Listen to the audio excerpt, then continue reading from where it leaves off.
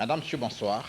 Radio Congo par Blaise Koyoengabé et Télé Congo par moi-même, Jean Obambi, avons le plaisir de vous présenter une tribune sociale sur ce que vous avez entendu, qui reste d'actualité depuis le 17 du mois en cours. C'était effectivement le verdict rejeté par la Cour internationale de justice. Nous nous retrouvons là à La Haye. Et l'affaire concerne bien sûr le Congo et surtout la France. Si vous vous rappelez effectivement ce jugement par la Cour de Meaux sur les disparus du beach. Et d'ailleurs, la présidence de la République avait fait parvenir à la télévision nationale un communiqué de presse que nous avions lu. Aujourd'hui, nous revenons avec ces hommes de droit. Ils sont en face de nous. On va essayer de décortiquer effectivement ce verdict qui a été rejeté. D'aucuns ont pensé que le Congo a été donc débouté. Ça fera une victoire pour l'opposition. Ceux qui ont effectivement introduit cette requête au niveau de la justice de Meaux. Et d'autres pensent effectivement que ce n'est rien. Ce n'est qu'une partie. Donc le reste reste suspendu. On verra donc avec ces hommes de droit ce qui va donc arriver complètement. Alors nous serons donc ensemble avec effectivement monsieur le secrétaire général du gouvernement, monsieur Boumakani, si je ne me trompe pas, juste en face de moi. Nous avons à sa droite maître Ngaliba, qui est bien sûr avocat à la Cour de Brazzaville, et puis monsieur...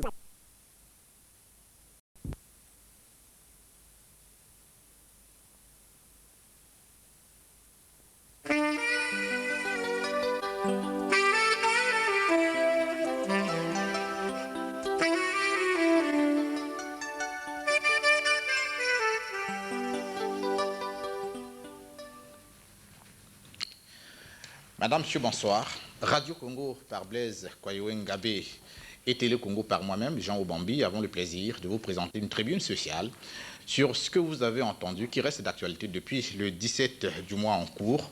C'était effectivement le verdict rejeté par la Cour internationale de justice. Nous nous retrouvons là à La Haye. Et l'affaire concerne bien sûr le Congo et surtout la France. Si vous vous rappelez effectivement ce jugement par la Cour de Meaux sur les disparus du beach.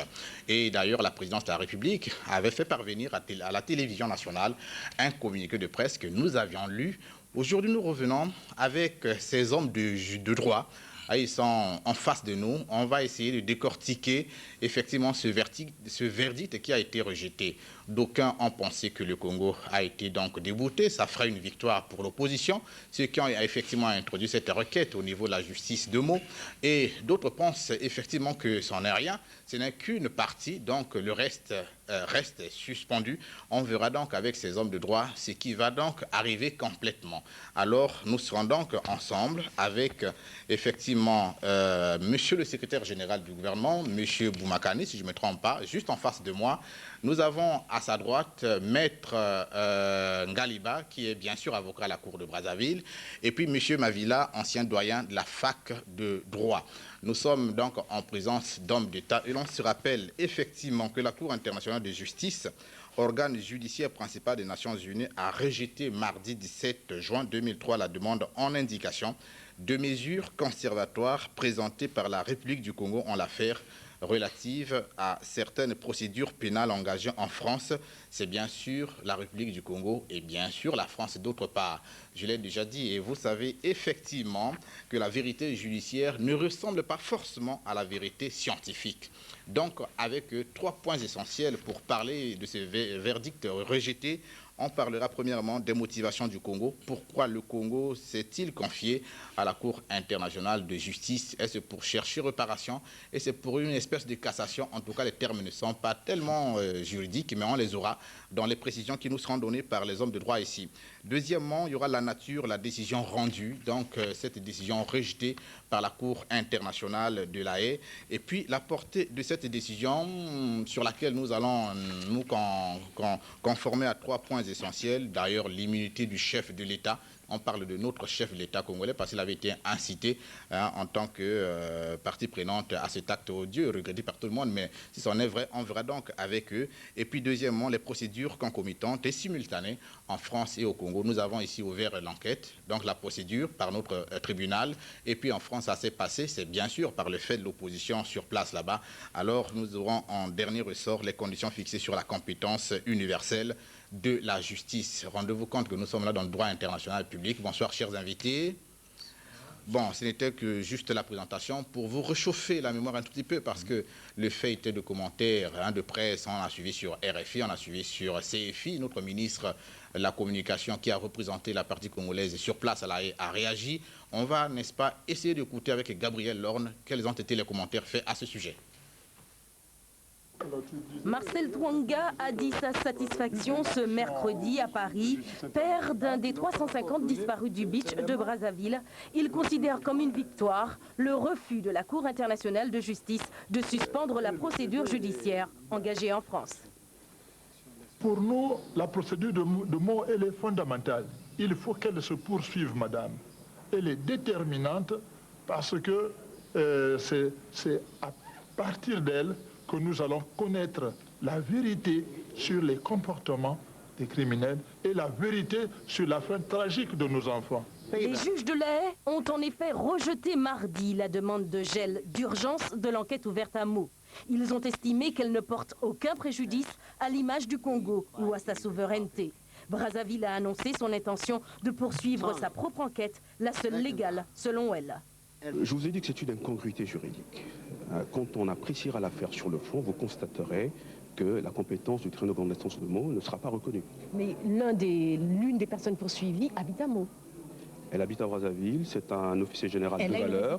Elle a une résidence à Meaux. C'est là qu'on pense peut-être qu'il y a un tout petit début de compétence territoriale, mais nous vous disons que lorsque cette affaire sera jugée dans le fond, eh ben, cette espèce de petit début de compétence disparaîtra. Avocat de plusieurs familles de victimes, Patrick Baudouin considère, lui, la décision de la CIJ comme une victoire d'étape. La Cour doit encore se prononcer sur l'immunité pénale des hauts responsables congolais mis en cause dans l'affaire du beach. C'est vrai que la Cour a statué sur une mesure conservatoire, une mesure provisoire. Reste à juger le fond de l'affaire. Et ça interviendra dans 1 an ou 1 an et demi. La difficulté, c'est qu'il y aurait un certain nombre d'investigations qui seraient à faire au Congo-Brazzaville même. Donc il faudrait soit des commissions rogatoires, soit un déplacement des magistrats, soit des mandats d'arrêt internationaux. Et ça va être difficile à mettre en œuvre. Bien voilà, nous avons donc suivi là le commentaire de nos amis de CFI et surtout Gabriel Lorne. C'est pour autant dire que la presse a bien été présente à La Haye pour suivre effectivement ce verdict qui a été rejeté. Vous avez d'ailleurs reconnu le ministre de la Communication, qui est le nôtre, Alain Akwala. Maintenant, on va donc dans le vif de notre sujet, sans commentaire. On dit que les faits sont sacrés, les commentaires sont libres. On ne voulait pas y revenir, mais nous, c'est pour vous demander les motivations du Congo. Pourquoi sommes-nous allés à la Cour internationale de la justice, monsieur le ministre? Eh bien, vous avez tout à fait raison de commencer cette émission en me posant la question sur les motivations pour essayer de comprendre quelles sont les raisons de fait et les raisons de droit qui ont conduit le Congo à saisir la Cour internationale de justice. Globalement et de manière cursive, il me semble qu'il y a 4 raisons principales. La première des raisons, c'est la défense de la souveraineté de l'État congolais, la défense du pouvoir régalien de la justice. Car vous savez que la justice dans un pays est rendue au nom du peuple. Chez nous, elle est rendue au nom du peuple congolais. Et l'article 135 de notre Constitution le confirme en disant que sur le territoire national, la justice est rendue au nom du peuple congolais. Or, il se trouve que sur cette affaire de disparu du beach, nos juridictions avaient déjà été saisies. Elles ont été saisies dès le 29 août 2000. Et l'on a appris 2 ans après, le 20 janvier 2002, que les juridictions françaises étaient saisies de la même affaire.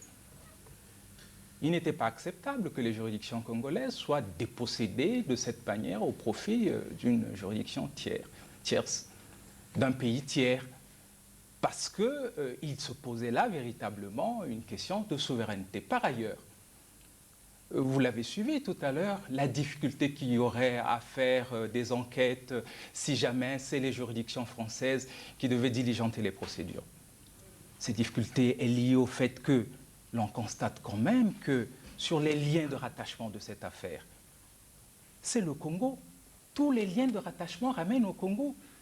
Le lieu de la commission de l'infraction, c'est le Congo. Le domicile des personnes poursuivies, c'est le Congo. Les victimes seraient des Congolais. Les plaignants sont des Congolais. Donc du point de vue de la bonne administration de la justice, le Congo souhaitait effectivement et veut et défend la position suivant laquelle ce sont les juridictions congolaises qui sont compétentes pour connaître de cette affaire, pour des questions de souveraineté et pour des questions de bonne administration de la justice. Autant dire que vous battez en brèche le principe du droit international public. Et donc, notre affaire ne peut pas être examinée ailleurs, en France, en Belgique ou aux États-Unis? On reviendra aux temps importants sur cette question délicate de compétence universelle. Et les collègues qui sont dans ce plateau apporteront les lumières indiquées sur cette affaire. Par rapport aux motivations, outre cette préservation de la souveraineté de l'État, il y avait un autre point qui pouvait pousser le Congo à saisir la Cour internationale de justice. C'est le principe de l'immunité et de l'inviolabilité du chef d'État. Certains actes, certains gestes, certains propos laissaient entrevoir que les juges d'un pays tiers envisageaient soit de convoquer le chef d'État. Eh bien, ça, pour nous, quand on parle du chef d'État, derrière le chef d'État, c'est le Congo. On ne pouvait pas accepter que sous une manière ou une autre, qu'on porte atteinte à l'immunité du chef d'État. Voilà une deuxième raison qui motivait la saisine de la Cour internationale de justice.